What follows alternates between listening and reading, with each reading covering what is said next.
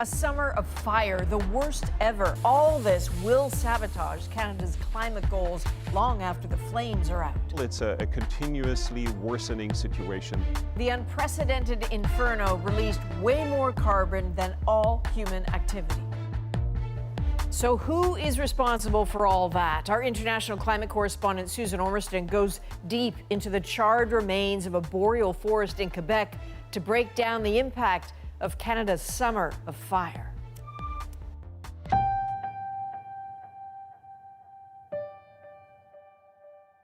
Show me, Fabio, the soil. So the topsoil layer completely burned, and we know that in the boreal forest normally around 50% of the carbon is stored into the soil. So we lost a lot of carbon here. Where did it go? It goes in the atmosphere. It's being emitted into the atmosphere? Yeah, it's going directly emitted in the atmosphere. The hidden costs of a blazing summer, burned forests piling on to our climate crisis. So this was part of the huge fire that we have this spring in Quebec. Our guide is Fabio Generetti, a forest science professor in Quebec. And how severe was the fire here? As you can see here, all the trees were killed by the fire. So it was a crown fire, meaning that the fire burned the branches, the upper branches of the trees. And in this case, was extremely high severe. Remember June? The wildfires that raged through the boreal forest here sent that choking smoke to the city south, turning them red and hazy. It was like 100 years of firefighting all at once. An early sign of an unprecedented summer as massive fires threatened Canadian communities. But inside the forests, climate perils, huge ones. The fire burned for about 20 days. 20 days? Yeah. Across the region, flames for 60 days, leaving graveyards of jack pine and spruce, only now with hints of green poking through. Normally in a forest, the growing trees take in carbon dioxide and through photosynthesis store the carbon for years, a huge hedge against rising greenhouse gas emissions. But this summer, the inferno released that carbon, making Canada the world leader in fire emissions. Europe's Copernicus program measures wildfires using satellite imagery. Here's the trend. The black line is the yearly average of carbon emissions from Canadian wildfires over 20 years. The red line is this year's, more than double. I think the fact Dr. Mark Parrington is a senior scientist. 3.5 months of non-stop fire emissions from Canada is quite stark that we're not seeing such a big signal from anywhere else around the Northern Hemisphere. In British Columbia, Werner Kurtz, a senior research scientist at Natural Resources Canada, has been warning for decades about the rising intensity of wildfires. It is an unprecedented, record-breaking fire season in Canada, across the country, almost twice the previous record. Over 15 million hectares burned, releasing vast amounts of carbon. We are now facing emissions in the order of 1.7 billion tons of carbon dioxide equivalent. That's over 2.5 times the emissions of all other sectors in the Canadian economy combined. That means this year's fires gave off more CO2 equivalent emissions than all the cars fleeing them. In fact, more than all the annual emissions from cars, trucks, and industry in Canada combined. As climate change continues to impact the length of the fire season, the drought conditions, fires will continue to increase. So it's not a new normal, it's a continuously worsening situation that we currently face. The camera's rolling. We put that to Environment and Climate Change Minister Stephen Guilbeault. This year is by far the worst year in terms of forest fires in the history of Canada. And scientists directly link the worsening wildfires to the warming climate. But Most blazes are still considered natural disturbances, so they don't count in the official tally of greenhouse gas emissions that Canada or any other country reports to the UN.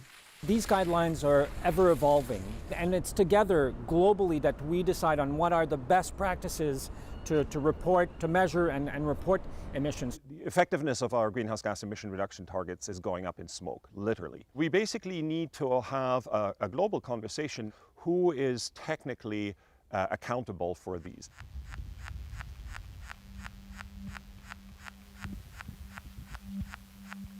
Back in the damaged forest in Quebec, all these dead trees will decompose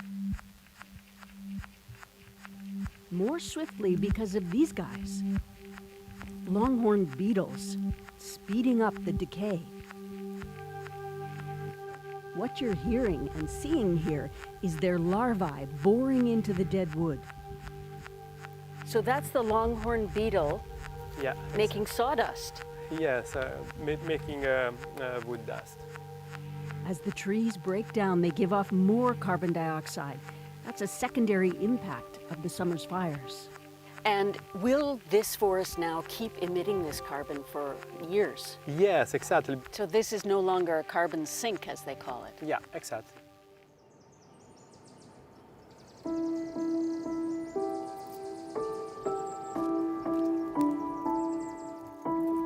It's beautiful in here. Yeah, it's very beautiful. After all that gloom in the dead forest, Generetti takes us down the road to where the forest was spared. The fires jumped these patches, thankfully, leaving a green, spongy carpet, the undergrowth of a healthy boreal forest.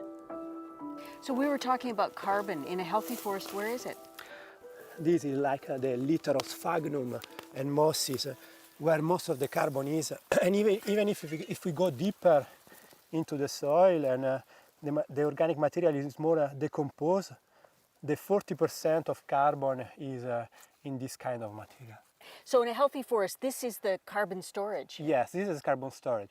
So to accumulate all this material through time need a lot of years. A lot of years for a forest to do its job, filtering our atmosphere.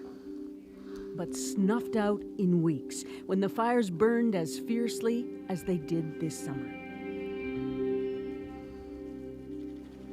It was Susan Ormiston reporting. Canada's fire season is far from over, and this week began with parts of the country gripped by record high temperatures. Gaining influence with age. The spaghetti with the Caesar. How some grandmas are finding a new calling on TikTok.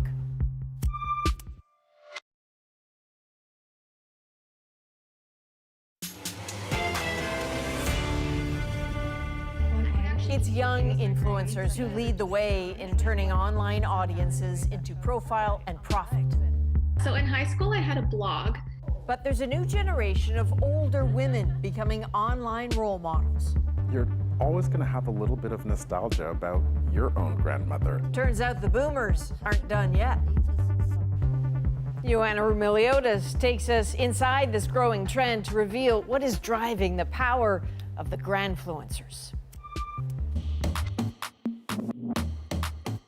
They're rocking bikinis, ruling the kitchens, and snapping up followers and brand deals at a record pace. Where's the bacon? From grumpy grannies to elegant ladies, this is a new class of older influencers, and they're flexing their social media muscles. Joan McDonald is 77, and the Ontario native is a heavyweight on Instagram and TikTok. Big breaths. Her workouts have garnered nearly 2 million followers. Use it or lose it. This is Joan, the 76-year-old woman who started her Many of them decades younger. and also developed her personal brand from it. So now you're an influencer in your 70s. Did you see that coming?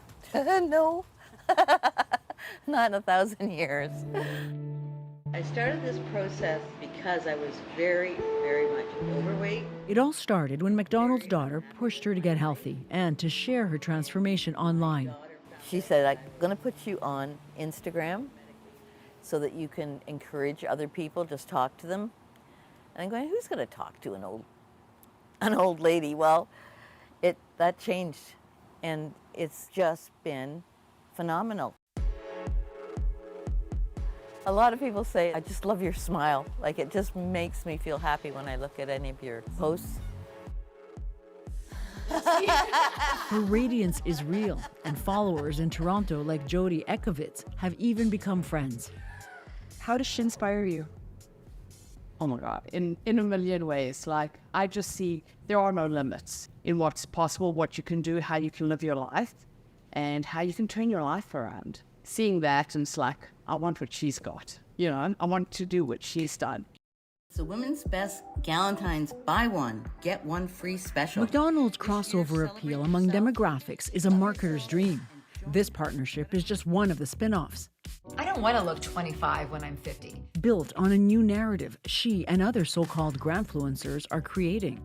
Women of a certain age are brilliant. That life as an older woman is far from over. More like just beginning again.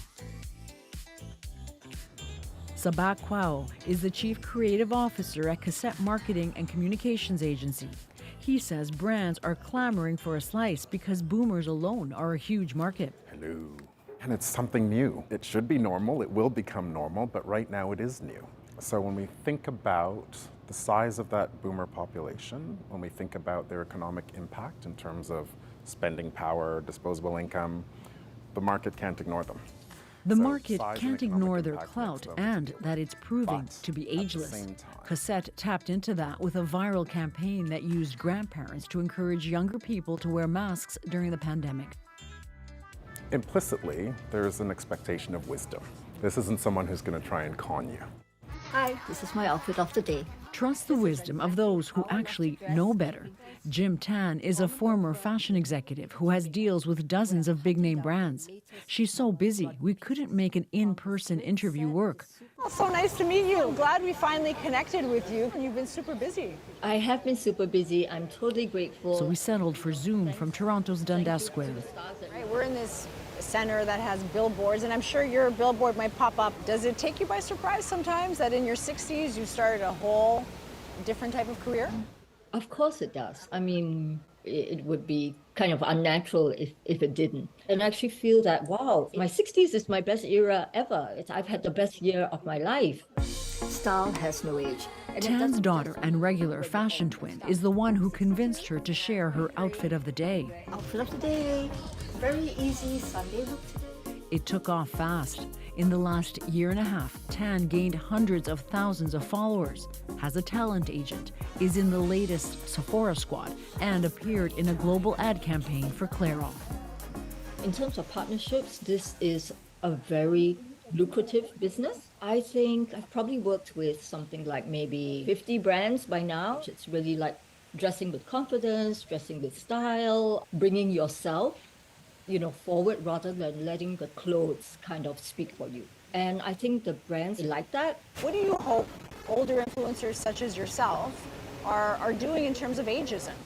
I want to give people this message that you don't need to be afraid about getting older, because we are actually showing that there's no expiration date. Being 80 years old, I never planned on being an influencer. No expiration date, because the older, the better. Want to retire? Maybe it will come in. I'm already 85. Content creators in their late 50s and up to their 90s now number in the thousands on platforms like TikTok and Instagram. Their peer groups love it. This is why I like following fashion influencers who are older than me. And social media's youngest demographic just can't seem to get enough of them. Why do you think 20, 30-year-olds are interested in what a grandmother is cooking or what a woman in her 60s is wearing?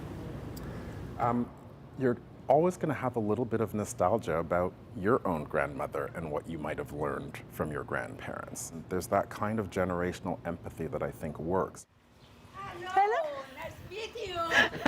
This is Nona Elda. Hello, I'm Joanna. 83-year-old Nonna Elda Cerizotti seems like she could be everyone's Italian grandmother. Hi, how are you? It's a warm day today. Oh, that's ready. Grilled vegetables are on the menu today. It's the kind of recipe that her younger TikTok and Instagram followers eat up. Just a drop oil. On the peppers. Yeah, everything. everything. Her granddaughter, Alessandra Requena, says it all happened by accident. I just put up a video of you making minestrone soup, and I left it. And then I checked again, and it was at 1 million views. Wow. And I was like, okay, I guess this is the thing we're doing now. I know chop away more because we dry enough, okay? The minestrone got Nonna Elda's account bubbling. Never cut the spaghetti with the scissors. The pasta trick blew it up. We have a TikTok that went very viral. It has 14 million views. And it's just, this is how you open pasta, and she bangs the counter. Yeah. And it just like really took off. Yeah. No, 14 million views. That's a lot of people Yeah. watching you. Yeah, How do you feel about that? I feel happy. Yeah. I feel happy for me, my mother for her. She do so much work for me. Thank you. Thank you. The word is for me. Oh, Nonna. Oh, mamma mia. Nonna Elda has a few collaborations and her own cookbook.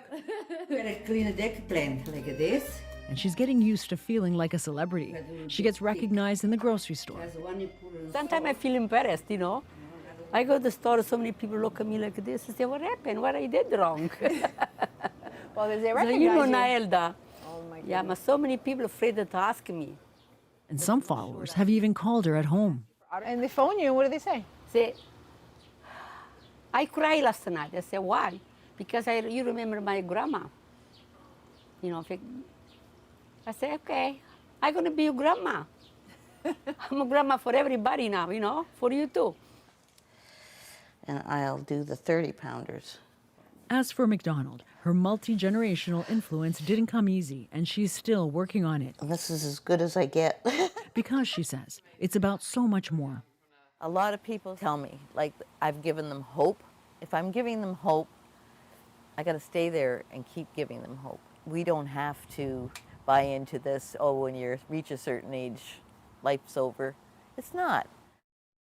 There's so much that's interesting here. The whole time I was watching, I was thinking, I bet Joanna wants to know how much money they're making, because I do. Well, we certainly asked, and they were a little discreet, saying I'm making a little bit, some saying it's quite a lucrative kind of career. So we know influencers can make $100 to upwards of $10,000 per sponsored post, and that doesn't include other perks like trips and products that they get to keep. So while some are probably making a few thousand, others are making a whole lot more, and say it is very lucrative and has created this whole new income stream that they did not expect at this stage in their lives. Financing retirement. Yep. All right, Joanna, thank you. Thank you. As wildfires forced Yellowknifers to flee, some stayed to care for those who couldn't. No one really asked any of us to step up and do what we did. We just saw a need and we did it. Feeding an army of firefighters next in our moment.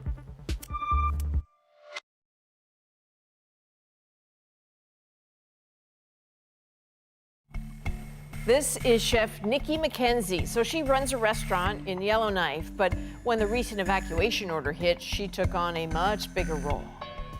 Along with the team of volunteers, she stayed behind to feed firefighters and first responders, and tonight their actions are our moment. My gut instinct just kept telling me over and over again to stay. I know that I have the skills to feed a lot of people very quickly on not a lot. And I just kind of thought that that might be a useful skill to have. They evacuated people on the 16th and I started cooking on the morning of the 17th. So we were doing 1,000 meals a day plus snacks. No one really asked any of us to step up and do what we did. We just saw a need and we did it. So we started to run out of fresh food, and so we rallied together and people started bringing me fresh produce that was grown right here in town. It was really kind of amazing. We did moussaka one night. We did fresh, big, beautiful salads every day. One day we sent out a beef goulash with edible flowers all over it, which I think is something the firemen had maybe never experienced before, but hopefully they liked it. One man made a point of coming into my kitchen and telling me that my cassoulet changed his life. It was a beautiful moment. It's what we do. The community needed me, so I stepped up. Good for you. This was a whole community effort. A brewing company brought over their pots. Local fishermen caught some fish. Someone else gave them all the dairy in their fridge. Everybody did this together. Thank you for being with us. To watch anytime, you can download the free CBC News app and subscribe, of course, to the National's YouTube channel. I'm Adrienne Arsenault. Take care.